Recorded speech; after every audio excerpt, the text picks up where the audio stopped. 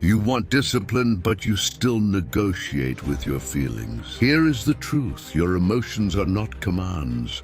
They are suggestions. And most people obey them without question. Stoicism teaches something different. It teaches that your power lives in one place only, your response. You do not control the economy, the algorithm, other people's opinions, or the past. You control your thoughts, your decisions, and your actions. That is it. And that is enough. Weakness is not failing. Weakness is blaming. Weakness is waiting to feel ready. Strength is acting despite discomfort. Strength is waking up tired and still doing the work. Strength is staying calm when disrespected. The Stoic understands that suffering is not an enemy. It is training. Pressure builds judgment. Resistance builds discipline. Hardship builds identity. When someone criticizes you online, you have two choices. React emotionally and lose control, or pause, observe, and respond with intention.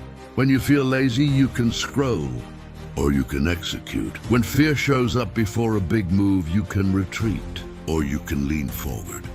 The obstacle is not in your way. The obstacle is the way.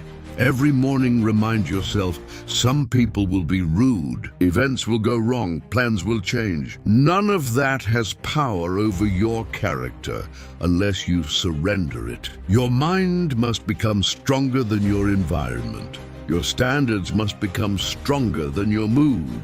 Today's challenge is simple. Do one thing you have been avoiding.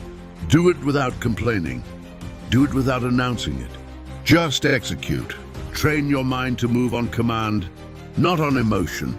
Repeat this daily. I control my thoughts. I control my actions. I do not need comfort to act. I build myself through discipline. Now ask yourself this.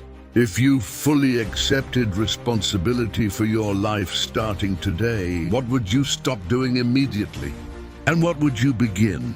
You ask yourself, what would you stop doing? And what would you begin? Most people never answer that question. They drift. They react. They complain.